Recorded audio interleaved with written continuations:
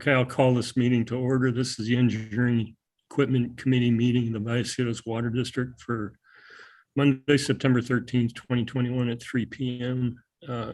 Since there's no public, I'm not going to read the lengthy COVID notice. So we can proceed with the agenda. Okay, so the first item is a development construction agreement review. At a previous board meeting, there were several questions raised about an item that was on the agenda. One, we kind of shunted over to the finance committee, and the other had to do with the development services or development construction agreement. And that was a question raised by you, Director Elitharp. So James, are you going to address this issue? Yeah, I'll start it off here, and then we'll hopefully kind of answer some questions. So let me share the actual agenda page with the group. Okay, so hopefully everybody can see the agreement. Yep. And I believe, Director Elitharp, that your questions were more along section 23 and 24, but please correct me if I'm wrong. I'll go to the appropriate sections. Oh, that's correct, James. Okay, so this item was brought at your request for some question and answers, and I know that we have our General Counsel, Jim Gilpin, here also to help answer some questions. So with that, please give us some questions, and hopefully we'll be able to answer them. Okay, I guess my main concern was these two paragraphs address the developer's liability before and after acceptance of the work by the district. 23 is pretty straightforward. I guess it's 24 I really have questions on, and it really alludes to a continuing liability that I just question what that really is. It's pretty generic or pretty general, the description here. It says related to design or construction of the facilities, but is it more due to, is it latent defects in the design and construction? And is this liability, does it go on in perpetuity? That's kind of my two big questions. I don't know if James or Mr. Gilpin want to handle that one. Yeah, Craig, I'd step back for a minute just to go over the whole agreement. I think this has been raised, and there's some things that A, should be understood, and B, probably addressed in this agreement, which is an old form, I believe, James. Yeah, it was reviewed once BBK got on board, but it didn't really change much from the original. So I've gone through it, and just so you all understand, under these developer agreements, this is facilities that are being installed by a developer and then accepted by the district. There's a couple of anomalies in this agreement compared to others. One, you guys accept the easements pursuant to the language. I'm not sure if you do this actually, James, but you accept it prior to acceptance of and construction of the facilities. And at a minimum, I think that ought to get clarified, because it creates a situation where this could be construed as a public work, because if you accept the easement before the facilities are constructed, you're now building facilities on publicly owned land. Secondly, during the construction period, obviously the developer owns all the risk and responsibility. The district is obtaining performance bonds and a payment bond. Performance bonds are pretty typical in these. Payment bonds are not. It's not a big problem, because that's a requirement for the contractor to pay their subs and suppliers. The performance bond is not what you typically think of in a public works setting, because it's controlled by the Subdivision Map Act. So it expires upon acceptance of the work, upon acceptance of the facilities, and have to expire upon acceptance of the work pursuant to the government or the Subdivision Map Act. So then this provision implements a warranty bond, which is good for a 1-year period. And so after completion acceptance, you got a 1-year warranty period that's covered by a bond. And then after that period, you would kick to the liability after acceptance of the work under paragraph 24. And I think the intent of this is to cover, as you've identified, latent Defect. construction or design issues relative to those facilities, and it does not go on into perpetuity. There's a statute of repose which imposes a 10-year limitation on liability. So at the end of the 10 years, the developer's responsibility for those facilities would go away, and if they failed or anything happened after that 10-year period, the district would be on the hook for repairing and or whatever's associated with that work. So Jim, would it make sense to clarify in section 24 that it's for 10 years or reference the appropriate law in case that time period changes in the future? yeah, I'd suggest cleaning this up a little bit, just to reference the Subdivision Map Act relative to the performance bonds that are being provided, and to represent. I mean, you don't have to impose that statute of repose, Glenn. It's clearly out there, and you could add it in here. But I think when you read this, arising from or related to the design or construction of the facility, it's pretty broad. Yeah, And absolutely. it's pretty vague. So, I think you'd be able to enforce it, but it would be better probably to clarify it as to what's intended there. I think the big one that struck me the most, James, was that easement language, and that probably ought to get changed because I'm not sure that is your intent. It says all easements being conveyed to the district must be in a recordable form acceptable to the district. Maybe you don't record them, but we should probably clarify that. Yeah, so let me clarify what we do. So our easements are actually recorded at the same time as the map, but prior to the map recording. So from a numerical standpoint, we have prior rights on easements. However, that being said, the vast majority of projects that are basically going to be in dedicated right away, we do not have easements. What's happened over the years is the city of San Marcos has made more and more developments private roads. So we end up getting our easements recorded at the time of the map, but it's actually technically prior to the map, but it's, essentially sequentially right after the other on the same day. Just our easement number ends up becoming a lower number, in basically higher priority than the general utility easement that's on the private roads. That's the only time that ever happens. Majority of subdivisions, it's not an issue. And that happens basically sequentially and simultaneously at the time of the map. So the easement language is there for that reason. As far as the liability and everything, you're absolutely right. Once the performance bond and the payment bond is expired, the board basically accepts it. We get a warranty bond that's roughly 25% of the construction value, and that's good for a year. And that has an automatic basically expiration date from a year of board acceptance. So the board acceptance of the project triggers the timeline for both the acceptance as far as when the original bonding is done and when the new bond starts. James, the only thing that you said would give me concern is that recordation order. Mm-hmm. Because if the easements are recorded before the final map, those final maps usually have a provision which wipe out all pre-existing easements, etc. So we should check that to confirm that they are either included on the final map or they are wiped out by its recordation. Yeah, our easements actually are included on the final map, but recorded right before. So they already have that number, or they actually have the easement listed on the final map. So the easement is noted on the final map with its recordation. Okay, then that's fine. Yep. And then we had to do this because we ended up having several facilities where our facilities were compromised because the private roads kept on getting narrower and narrower, especially on condo associations, and where it became basically not advantageous for our facilities to be located within there, and we didn't have the rights to move everybody out of the way.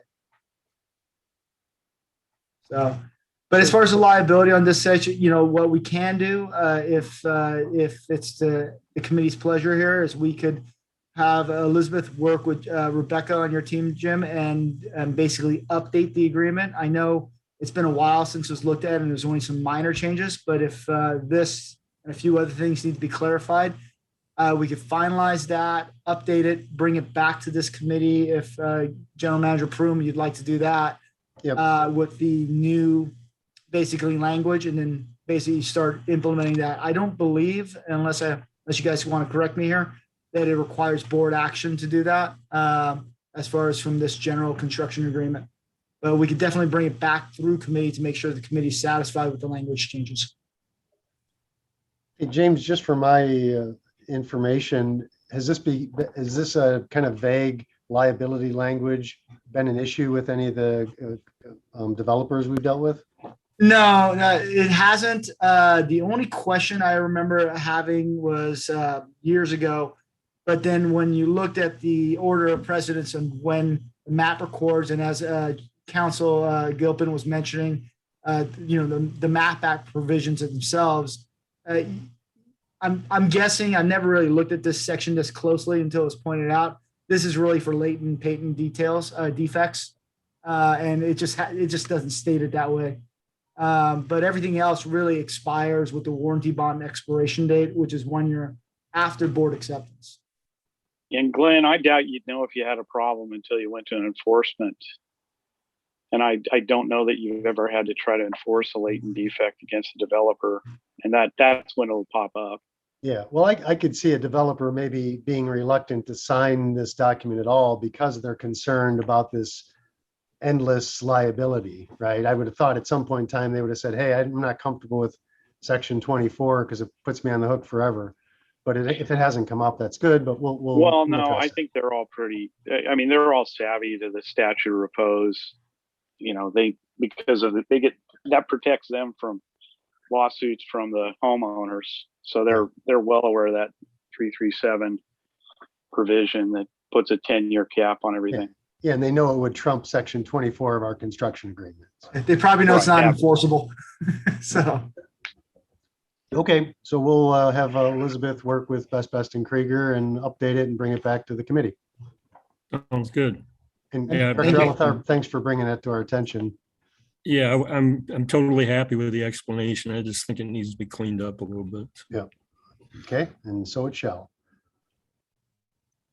All right, so item 2 is the development services update. And I don't know, James, or is Elizabeth taking off the training wheels, or are you driving? No, I'm not gonna throw it. I mean, last week was her first week here, so she actually had a chance to look at this update and actually put a little bit of her own stamp on it already. Okay. So I'm very happy about that. But this hopefully will be my last update. From now on, you're going to get a much better presentation from Elizabeth. But today you'll have to listen to me go over it, but Elizabeth's here in case I mess up.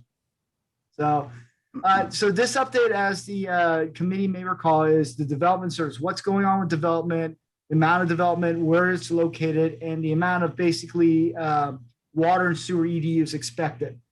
Obviously, when we met in person, this is a much easier thing to go over because everybody has a map in front of them with the large scale map in the middle, and then handouts that you could look to yourself. So I'll do it the best I can by zooming up. And this is fairly large figure, but really quick, just so everybody gets kind of orientated. Green is projects that are in construction.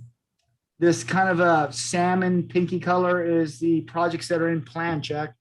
And the blue is the projects that are in planning. The way it works is projects in construction, the green projects, they're imminent. They're in construction. They're going to be built. And the CAT fees are, maybe up to 2 years away. I mean, it could be as little as a week or two, but it could be 2, maybe 3 years at the most. But there's a high level of confidence. The projects in plan check are anywhere from a year away from going into construction, or maybe less, to up to 3+ to 5 years, depending on the project. So they have a wider range, and there's a little bit less confidence, although there's still, right now, with the current environment, there's still a fairly high level of confidence that all these projects are moving forward, at least the majority of them are. And then when we get into project and planning, that's really pie in the sky. We have no idea if they'll ever come. They're 5 years plus, maybe more than 10 years. I'll give you a perfect example is Newland Sierra, Miriam Mountains, whatever you want, Stonegate, whatever you want to call the project up here. It's still technically on the books. Obviously, the referendum did not pass, so they're going to be coming back sometime later with a different project, but the planning is still on the books.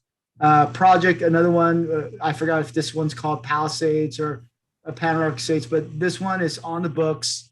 They may be moving forward. They're probably going to be moving forward, but they're looking for a buyer right now. So if they get a buyer, they're going to be looking forward. But if they don't, who knows when it's going to move forward. And so those are kind of those planning projects. So let me zoom up, and this map's a little bit big, so it's a little clunky. And I'll try and zoom up on it here, and we'll go over the spreadsheet, and then we could zoom out if there's any questions on where these projects are. Let me get to a point where you could actually read the spreadsheet. Okay, I'm going to make it fairly large because I know everybody's on different screens. Okay, so let's talk about project in construction. The majority of the projects that are in construction, and you see the construction around town. It's that new Discovery Village, new downtown, the Creekside area. And then, of course, along Mission, you have a lot of the redevelopment that's going on Mission. So the ones along Mission is this El Dorado Orchard, Mission 3624. These are some of the smaller ones. These are more basically smaller units, apartment complexes, condos. Discovery Villages, those are kind of the new area over by what used to be the Fenton property. Of course, you have the new hospital over there. And of course, you got university. So there's several Discovery Villages. You have number 1 up here, and then you have more Discovery Villages down a little further. Of course, and you got the whole San Marcos Boulevard, the city Discovery Street improvements. What we did is we simplified this table for you. Before, we used to show you total EDUs and kind of show you what's been collected, but this is the remaining dollars that need to be collected on the job.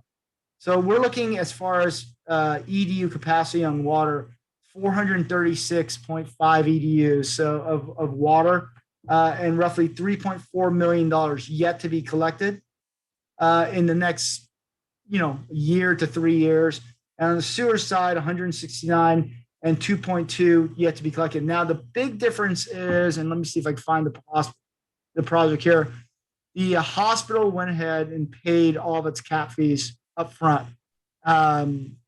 So that's a huge amount of cap fees that we collected last calendar year, or maybe last fiscal year, really, that came in early. So there's a lot of, that's 206 beds. And the way a hospital works is every room is about a quarter EDU, roughly. So on water and maybe a little bit more on sewer. So these are projects that are still coming in. So you're looking at $5.6 million in capacity fees that we're looking at collecting within the next 3 years or so. On the planning side, you can see the active planning projects. These are projects that are in plan check. They're going through the process. They're actively engaged, and they're not stalled. For the most part, every single one of these projects are moving forward. And the Palisade Estates projects are the only ones that are a little bit iffy on this list. And those projects, as the committee may recall, is the one that I brought to committee a couple months ago, where they're looking for an escrow agreement for up to 6 years. Because if they can't get funding for the project dies, and they don't want to pay the cap fees for no project. So, but everything else, the San Marcos Highlands, Starbucks, Carl Strauss, all these different projects, they are actively moving forward. The Wolf, the board's seen that, the committee's seen that several times. And you're looking at another $2.1 million in water and about 5.2 in sewer. So this represents, between these two numbers here, this basically 5.6 and another 7.3 represents probably, anywhere from 3 years to the next 5-6 years of active capital projects, active development projects moving forward, and the monies that we'll be collecting at today's rates. And as the board already knows, as the committee already knows, the rates are based on today, and we update them when the rates update. And currently, they update with the ENR. And I know the ENR index for construction has been quite high this calendar year. So we expect our water and sewer rates to jump in January based on whatever that new index amount is. So it was tracking over 10% at one point, but it could go backwards between now and the end of the year. On the planning side, again, the big one obviously is Newland Sierra, 2,900 EDUs of water and 2,100 EDUs of sewer. We don't expect this project to really happen. I doubt it's going to happen within my career. Maybe Elizabeth will be reporting to you and saying that she's going to be collecting, some absurd amount of money from this project, 10 years, 15 years from now. But at this point, you can see the number of EDUs that are still outstanding in the planning process is over 4,000 EDUs of water and 4,000 EDUs of sewer. And this is not odd. This number checks out because being part of the general plan committee and the housing element, the city's looking at somewhere around 8,000 EDUs developing within the city, and Newland Sierra is currently not within the city, over the next 15 years or so. So these numbers that we see here, we could kind of cross-check them against the land use agency, for us, primarily the city and the county, and they're not out of bounds. So we know that these projects will come. When, though, is, obviously something like Newland Sierra is probably 10 years plus. Some of these other projects may come a little quicker, but, at this point, we just don't know. Also, within the group itself, as we do more water and sewer studies, there seems to be some more entitlement activity drumming up. We've had more activity on the planning side starting to come through. It's probably because the cost of housing is high, and some projects that were kind of borderline penciling out look like they may pencil out. So they're actually spending some time and effort on entitlements at this point. Whether those projects continue and accelerate, or if there's some type of setback or bubble burst in the market, they die. That's yet to be seen. Let me zoom out on the map just a little bit here, and then if there's any questions on a particular development itself or the location of it, I'd be happy to answer it. And then if there's questions on any of the projects as far as the amount of EDUs, we also have a little bit more detailed spreadsheet that we could pull up for that. So with that, I'd be happy to answer any questions. Okay, thanks, James. Director Hernandez, any questions? Nope, I'm looking at all of them. I've got a question, James, on Discovery Village South. They're putting Discovery Street through. Is that going to tie in at the curve there near Ralph's? It's kind of hard to see when you're out there. Okay. Yeah, so it'll turn into Echo Lane, right? I think that's the name of the road. And the new road, actually, you can kind of see it here. Let me see if I can zoom up a little bit. This map wasn't intended for that. So, but the way you may recall in Discovery Village, there was a phase 1, phase 2, phase 3. Right. Get orientated. So it's kind of hard to tell when you're out there. They're doing drilling and blasting of that rock. It's kind of hard to tell where the road's going to go. Yeah, so it is. It's going to go through. So that was the road that our mayor said that should be done by the end of this year, and it probably won't be done by the end of this year. But basically, what it's going to do, it's going to connect Discovery, which is right here, and this is Bent/Craven. Bent. Yeah. Yep. And then it'll wrap around and come back and tie into Echo Lane, which I think Echo Lane, I can't remember if it's here or here, but it'll tie into, right now there's that 90-degree turn when you're over there by the shopping center. That'll go straight through, theoretically, or there may be a little bit of curve. And it's going to go around the new hospital property, basically. Yeah. So that's the intent. They have moved the road around a little bit on both sides. On this side here next to Bent/Craven, and then they've also moved some on the other side, and I don't know what those changes look like, but I know Elizabeth and I have been getting involved with some of the pipeline changes and the responsibility changes with their construction change on this side already. So, but yes, the simple question is they are going to make that road go through, but there will be no bridge on Grand. That bridge has been eliminated. So over by the old Winco, or the old Lowe's where Winco is now. Yeah, it looks like the bridge at Bent, it looks like they're getting ready to pour the deck. They should be getting close. They want to get that road open sometime early next calendar year. and they need to get that open to start on Via Veracruz before they take that Right. out. Right. Okay, thank you. All right, so we ready for item 3? Yep, think so. Okay, so that's the Meadowlark Reclamation Facility Sodium Hypochlorite Design Award. It's probably our single biggest hazard in the district is the way we store chlorine gas, chlorine at Meadowlark. And so I think, I don't know if it's James or Ryan that's going to walk us through this project. It's gonna be Ryan. Take it away, Ryan. Okay, great. Good afternoon. As General Manager Pearl mentioned, this is kind of an exciting project. It's been coming for some time now, and so this update is a prelude to the soon to come board action for a design award PSA on this job. So at Meadowlark, we currently use 100% chlorine gas as a disinfectant to meet the state standards for treatment to reclaimed water standards. As you know, chlorine gas is an acute hazard. It presents a danger to district staff and the immediate residents in the area.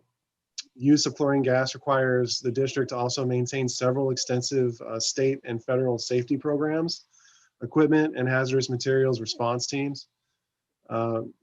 This requires a considerable amount of staff time and district resources, and the conversion from chlorine gas to bulk storage and injection of sodium hypochlorite, also just bleach, 12.5% bleach solution, removes the acute hazard and replaces it with the injection system, which removes the district's requirement to maintain several of the safety programs I just mentioned and permits for the Meadowlark facility. Use of bleach disinfectant does not create an acute hazard in the event of a spill, as chlorine gas would. The project is an operational priority to remove this acute hazard and reduce regulatory requirements and operation and maintenance staff time at Meadowlark. The project is scheduled for planning and design in the fiscal year 21-22 CIP budget. With this, the district had submitted a request for proposals to 5 local engineering firms on July 1st. The firms were asked to present their experience in designing wastewater process and chemical feed improvement systems of similar nature. The 5 firms that staff requested proposals from were Murray Smith, Kleinfelder, Kennedy Jenks, Infrastructure Engineering Corporation, or IEC, and Nolte Vertical 5, or NV5. On August 5th, staff received proposals from 4 of the 5 firms, including Murray Smith, Kleinfelder, Kennedy Jenks, and IEC. District staff reviewed those proposals and rated each firm based on their experience on similar projects, how well they address the RFP requirements, including project approach, scope of work, fee and labor hours estimated, and project schedule. Staff actually shortlisted 2 of the firms, Murray Smith and Kleinfelder, based on very tight cluster of scoring of the proposals. We asked the 2 firms to conduct virtual interviews before the selection panel on August 31st. Staff followed up with Murray Smith on September 3rd to request clarifications and refinement to their proposed scope of work and approach. And Murray Smith was selected as the most responsive and qualified consultant with a total fee of approximately $425,000 for design and bid phase, professional engineering, and environmental services. That being said, the fee is not finalized yet. We are still negotiating the scope and final fee. So it's going to be in the ballpark of $425,000. That'll be ironed out before the October 6th board meeting. As for the fiscal impact, the project is identified in the fiscal year 21-22 budget with a total budget amount of $1.845 million. The project funding source is 100% from reclaimed water funds, and the total estimated project costs and budget summary are identified on the staff report, showing the $425,000 for design, engineering, and environmental services, additional staff and overhead and materials line items, bring our total to a $640,000 approximately as of today. The construction contract is obviously further out in the future, probably a year or a little over a year's time out once we get through bid phase. And so these fees are approximate, and we will be working with the design consultant through alternatives analysis and identifying cost-effective solutions and improvements, and translating that into an engineer's estimate that'll get us close to the contract price for construction. So with this, staff recommends that the Engineering and Equipment Committee support our staff recommendation to execute a professional services agreement with Murray Smith in the amount of approximately $425,000 for project design and bid phase engineering and environmental services for the Meadowlark conversion to sodium hypochlorite project. And if there's any questions, I can take those at this time.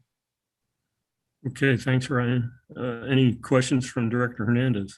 No, I do have a question, but it's after we're done with the approval, I'll ask it. Okay. I certainly support staff's recommendation. How about you, Director Hernandez? Oh, yes, absolutely. Okay. Hey, Ryan, could you talk real quickly about the logistics of, are we going to use the same footprint for the bulk storage as we currently use for the chlorine gas storage? And how do you have that happen during construction to have both? That's a good question. That was actually one of the differentiators of the scope or the approach of both firms, looking at the temporary feed system and maintaining redundancy before that temporary system is online, so that we have complete control over the disinfection process at Meadowlark, and we're never down or in the dark on that. The footprint, as you can see in the yellow box, that this is our existing chemical feed building, chemical storage building, where the chlorine gas cylinders and pumps sit currently. Both firms took a little bit of a different approach, looking at utilizing existing space around the building, and then also looking at demolishing the building entirely and then rebuilding the new facility in its existing footprint, not necessarily enclosed in a building, but perhaps like a canopy structure, a steel frame canopy structure that would still provide adequate protection from degrading the bleach, and also O&M workability around the facilities. So ultimately, they're going to look at a little bit of both, and we're going to work with operations on their objectives and goals, and whether or not, for example, salvaging that existing structure is worthwhile. It may not be, and in that instance, we could really effectively use that existing footprint instead of designing around that building. So we don't really know how it will look at the end of the day, because they still have to go through a alternatives analysis and put some cost benefit analysis together for us to review. Obviously, costs play into this a little bit, because if we go too far down the road of an elaborate design, the construction costs will really start racking up, start adding up on us. So there's a bit of a fine line we need to walk as far as constructability and maintainability, while also providing a value engineering solution for this project. Thank you. Yes, sir. Will we have a time to review those alternates with whether we demo the building and build a new one, or we just Yeah. All of that will be fleshed out in the preliminary design phase. They will provide a PDR, a report, which will essentially have those options laid out and cost estimates provided with it. But leading up to that point, the design engineer will be working with us and also with staff at Meadowlark, operations staff, to really fine tune the design approach, what what is the objectives on site, what's the objectives of O&M, what's the objectives of engineering, and they will use that in formulating their alternatives approach on this. But once we get past that PDR phase, we will have a solid understanding of how this will look once it's constructed, and going into final design, they will fine tune that and design around that recommended alternative in the PDR, whatever that is chosen to be. Director Hernandez, one of the big things of concern is we need to get a certain amount of bulk storage there, and the building limits the size of the tanks that we could put in. And so you could design around it, but it may be more expensive than just demoing the building and building what you need for the site. So we're going to look at both options and go with the most cost-effective option that still meets all the objective goals. Yeah, and we can bring, when we get to that point, Director Hernandez, we can bring that forward to the engineering committee to let you know where we're at when we're at the decision point. All right, good. I'd like to see that. Okay. Okay, Glenn, did you need a formal vote of support? We don't. We'll include your support in the staff report that goes to the board for awarding the professional services agreement. So Okay. I'm confident we have that. So thank you.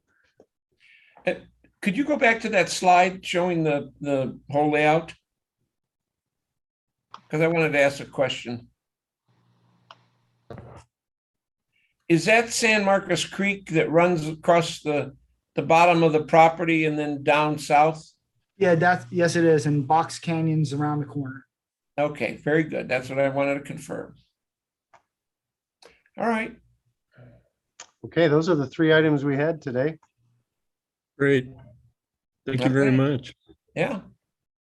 And next meeting is the second Monday in October, I think. Yes. Yeah. The Monday between board meetings typically. 11. Okay. Thank you both. Thanks, Okay. everybody. Thank you, Thank everybody. you.